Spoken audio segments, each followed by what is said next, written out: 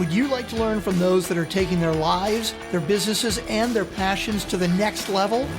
Best-selling author of Speakeasy and master connector Lou Diamond is here to connect you to some of the most inspiring and amazing people on this planet.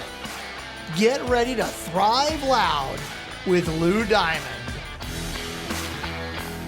Welcome, everyone, to another amazing episode of Thrive Loud with Lou Diamond, connecting you to the most inspiring and amazing people that are thriving each and every day. I'm your host, Lou Diamond, and we have a real special guest today. She's an author, suicide loss advocate, speaker whose work helps survivors navigate life after tragedy. Her signature method, Rise Up, helps others reclaim their identity, rebuild their loss, and rise with courage and purpose. Thrive Loud, Tiffaney Childers. Tiffaney, welcome to Thrive Loud. Thank you, Lou. It's so good to be here. We're going to give a shout out to our very good mutual friend, Amber Lilago, who connected us. I've had a chance to speak with Tiffaney in the past, learned about all of her initiatives, everything she's got going on.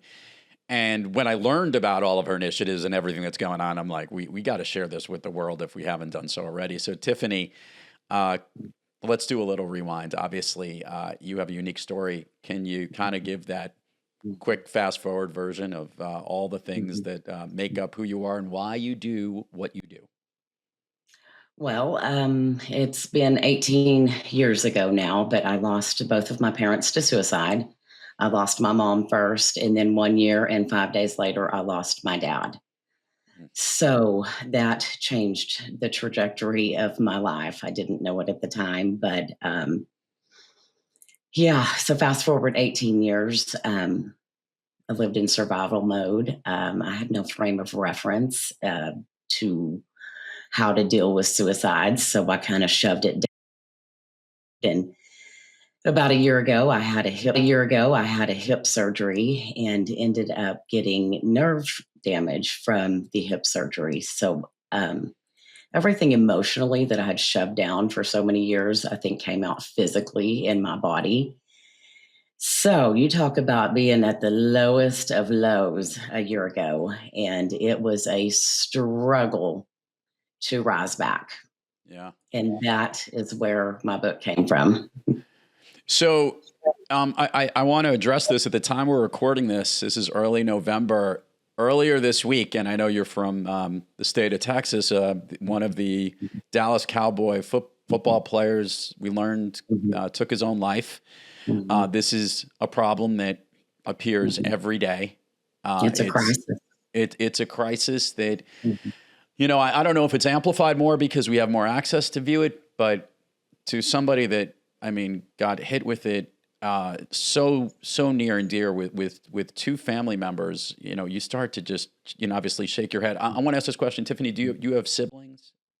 I do. I have a brother who has since passed away and a sister. And my sister and I are very close. We're 18 months apart. So my mom always dressed us like twins. Obviously, to your point that it's a very serious issue, and bringing people out and about to this.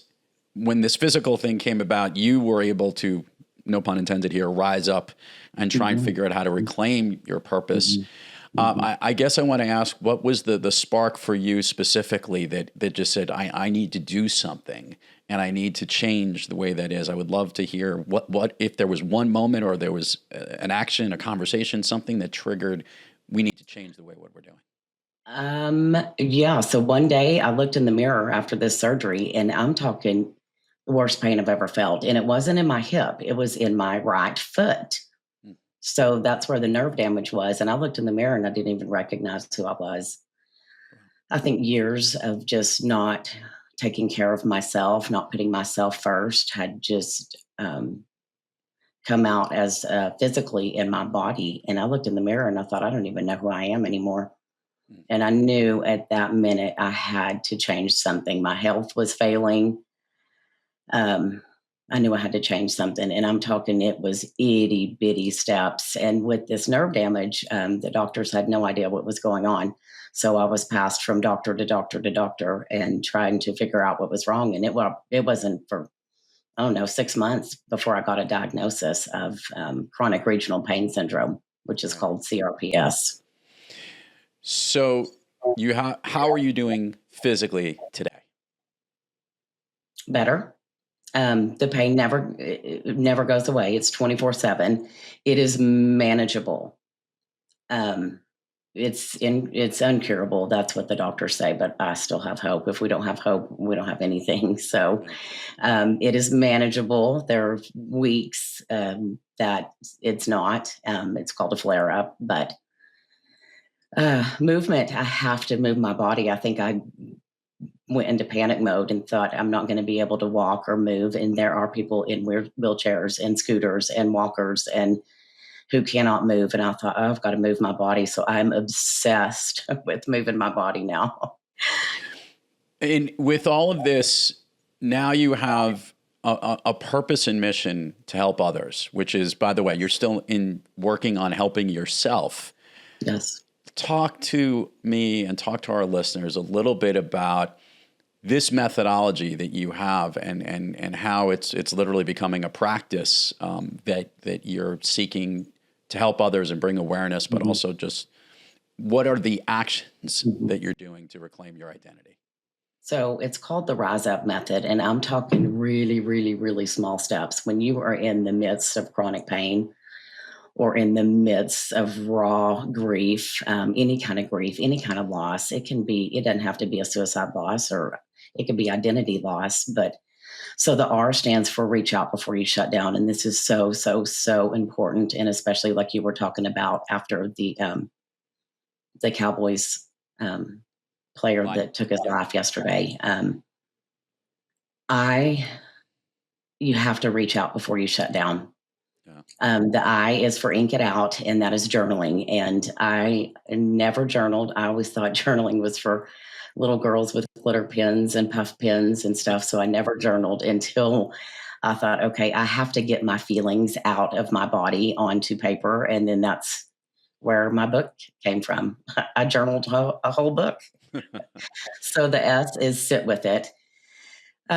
This is the hardest thing. For 18 years, I think I went down, I think I crossed a line that you don't even realize you're crossing, as far as with drinking to numb. And then you drink a little bit more to get through the days, and a little bit more to get, just to make everything go away. Like I said, it's not like you wake up one day and think, oh gosh, I'm gonna go ahead and run my life today. It's just a slippery slope you don't even know you're crossing. So once this surgery happened, of course, I quit drinking, and that was just divine intervention from all of this. And it has been the most amazing thing. But you have to sit with your emotions. And once that mask came off, and so the S is sit with it, and it's a lonely place to be, trust me. But it is absolutely necessary to sit with your emotions. And so the E is, sorry, go ahead. No, I just want to dive in on the S, because I know that's, there's a lot of challenges out there. We've had some guests on the show talk about therapy, and sometimes you're swimming in your own shit, for lack of a better word, Tiffany. Yeah. And some will say that necessarily isn't the best, but I guess this sitting is trying to be present with what's going on. Is that part of where you're going with? Be present, get rid of all the noise. Because sometimes I think we go in order to not have to feel grief and kind of get real with ourselves. Yeah. And the E? So the who you are becoming, because you're not going to be the same person at all. You are going to be someone different, and you have to embrace that the old you is probably gone, but that's okay, because you still have some of the same qualities and stuff. But man, you've got a fire and a spark now. And so the U is unlearn the lies. And I think this is so, our brains tell us the craziest things, especially after a suicide loss. There's so many whys, there's so many what ifs, there's so much shame and stigma. What if I'd have called him 30 minutes earlier? What if I would have texted him? What if I'd have gone by there? What would things have turned out differently? I mean, you have to unlearn all those lies and realize that none of us have a crystal ball. We don't know what anybody's thinking or doing. Yeah. And I guess that, thank goodness we don't. God didn't design us that way to know what others are thinking or doing, unless they tell us. And then the P is protect your peace. And this one is so very important to me. Not everybody deserves access to your healing, and you have to protect your peace. You have to. I always say garbage in, garbage out. What you take in and who you are around is so important to helping you heal. First of all, thank you for sharing the breakdown of this, and I'm glad that, I hate to say that this is a timely appearance that you're having in here, because this was obviously front and center in the news, and it's front and center in the news way too often.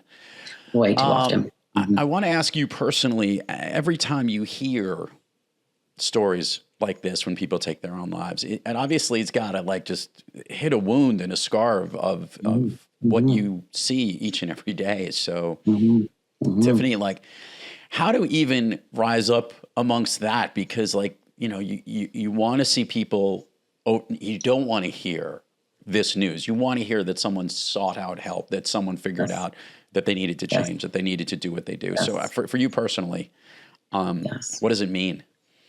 Oh, it's heartbreaking. It's heartbreaking. Like I said, this is a crisis. We have a mental health crisis. And I don't know why. I don't know, like you said, if it's just more prevalent. Social media, we hear about it more often. It's not really something we hear on our local news stations if you're not, either a celebrity or someone in the public eye. I think that's why I started with the LOSS team. So the LOSS team, it's LOSS. It's Local Outreach to Suicide Survivors. I started as a volunteer 5 years ago. Yeah. And it was just now we started the whole program 5 years ago. And I go within 15 minutes of a suicide call. The police officers call us, and we go within 15 minutes of a call on scene to help the loved ones left behind navigate the absolute worst day of their life. Yeah. And we go in with lived experience, and we don't go in to preach or you do this, you do that. That normally the scene is so chaotic. It is something as simple of, can I let the dogs out? Because the dogs are going crazy because everybody's there. The police are there. The whole neighborhood's there. What can I do? Can I call a family member? We kind of give them a binder on resources that we have that are local to us for therapy, for anything that they might need. We give them information on how to write an obituary, which is not something any of us know right offhand. We're kind of the liaison between the police officers and the family, because I know for me, back when both of my parents took their life, on scene, the police officers are pretty much in there making sure that it's not a murder and a suicide, especially if there's a weapon involved, kind of mimics each other. Yeah. So the police officers are just trying to get the scene situated, and you're, as a family member, just left stuck outside wondering what's going on. So we're kind of the liaison between the family members and the police officers. Hmm.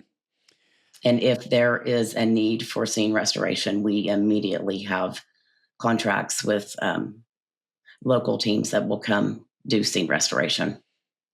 A long while ago, and I might be not in the know of this, I remembered that whether it was news topics, newspapers, when suicides would happen, they wouldn't like to communicate it because they were afraid of a copycat type of reaction that would happen.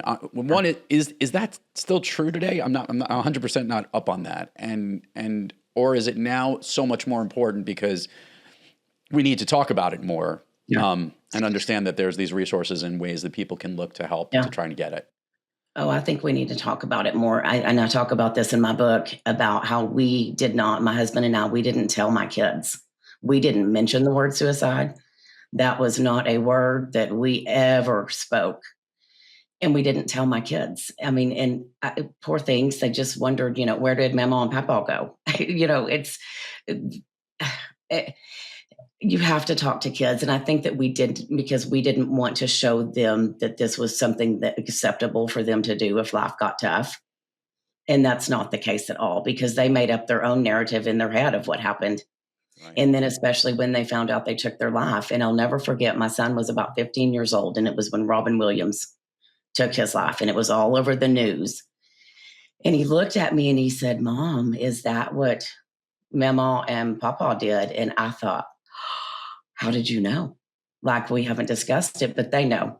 They hear conversations that you think that they're not hearing, Right. and they make their own narrative of what has happened. So you have to talk to them, and it's age appropriate, of course. And then us as adults, yes, you have to talk to somebody, and I call it, the two-way method here. Number one, are you okay? Number two, do you know that if you're not okay, you can talk to me? And I think the second one's so important as well, because I want someone to know you can talk to me about anything. And we have to ask these hard questions. There's so much shame and stigma, and silence is where all of that festers. Yeah. I know that this is becoming more of a public service announcement of an episode, but I think it's important. And actually, when I listeners and viewers, when I first learned of Tiffany's story, that is what I was thinking about. And when we had scheduled this call, it was to focus on this, and obviously. Mhm. It's in the limelight every single day. So I want to use an extended version of the plug section here. Tiffany, share with the listeners and viewers all the places people can learn about what you're doing, your book, your everything. I want people to hear this because I think the resources that we have are so important, and we need to tap into them, because I think what we're all realizing is we don't always know that we're one step away from that person who might be looking at it, but it's very important to know that these resources exist. So the floor is yours, Tiffany. Absolutely. Thank you so much. So you can find me on Instagram at Tiffaney Childers, and it is spelling of my name.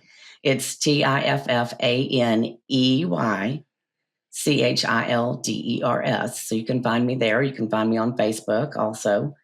My website is risesavage.com.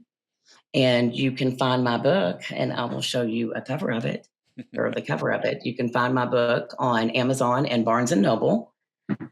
And I would love for anybody to read my book. I can't even tell you how humbled I am with the feedback of this book.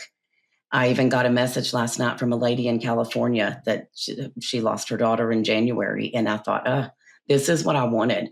I wanted people to reach out to me, because I asked her, do you have a support group there? Do you have any resources? And she said, no, there is nothing. And I was like, you've got to start one. Go to the local library, put posters up everywhere that you're starting a support group, and you would be surprised how many people have had a loss. Yeah. I mean, I think everybody knows of someone that has lost someone to suicide, whether they were close. And this is what Dr. Frank Campbell talks about, the ripple effect. One suicide affects 135 people, Wow. whether it be teachers, coworkers, neighbors. That's the ripple effect of this. So start your own support group. You can go to www.lostteam.com and see if there is a lost team in your area that you can volunteer with, or if you need resources that are in your area, call them. They would be happy to give you those resources. Oh, well, thank you for sharing all this. We're going to put this all in the show notes as this episode comes out.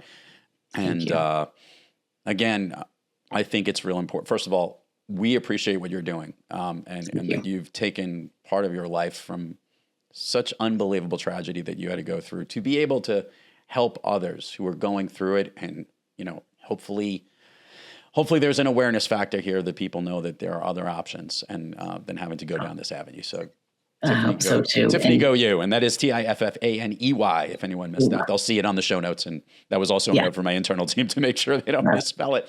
Yes. Tiffany, I want to do a kind of like a little bit of because of our serious nature of this conversation, I want to keep it on that tone. I want to ask 4 really good questions here, but 3 specifically, to somebody that has really figured out a way to rise up. I would love to know, Tiffany, what is an activity that you wish you did more of? Pickleball. I played it last night. I wish I played better. You did? I played one good game and one not so good game. Yeah. I was like on one and it was off the other. I've played tennis my whole life, and I found pickleball, and I love it. It's awesome. An activity you wish you did less of? being on my phone and social media. Which by the way, I think is definitely contributing and amplifying a lot of the issues that I think people are going through. I think we I never do had, to our point of our having access to learning more about it, and it seems like there's more. It's also the ability to have this amplified effect of, hitting those that might be, in that rabbit hole and can't get out of it. That I can make it worse. I could see that. But yeah, getting off the phone is a big one and living life. A new activity other than pickleball, a new activity that you've recently tried that you like so much, you want to tell all the listeners and viewers to try. Oh my goodness. Write a book. Okay. That's a good one. I think everybody needs to share their story. It's so important. You can help somebody get out of the darkness if you share your story. It could be somebody's lifeline. Write a book, write a blog, write something, share your story. I agree with that. I like that ink in the R.I.S.E there. Ink, yes. Put it into ink. Yes. And the last question here, Tiffany, if you could snap your fingers and go anywhere in the world, where would you go? To wherever my kids are. And where are they now? They're in Dallas. Both of them live in Dallas, and they're young adults. And it's been the pleasure of a lifetime watching them thrive. Yeah. So wherever they are. Well, to a real special person, everybody go check out all the links that Tiffany has provided here. Feel free to reach out to them at any point in time. No hesitation. Tiffaney Childers, truly an honor to have you on the show. Thank you for what you're doing, and continue to get that message out there. We appreciate it. Thank you, Lou. I appreciate you. You got it. To all our listeners and viewers out there, thank you for joining us. Until next time, keep moving onward and upward. And remember, be brief, be bright, be gone. You've been listening to Thrive Loud with your host, Lou Diamond. Check us out on the web at thriveloud.com and follow us on Instagram, LinkedIn, and Facebook at Thrive Loud. And check us out on the Good Pods app at Thrive Loud, where you can follow, listen, and connect directly to Lou and all of the Thrive Loud episodes. Thanks for listening.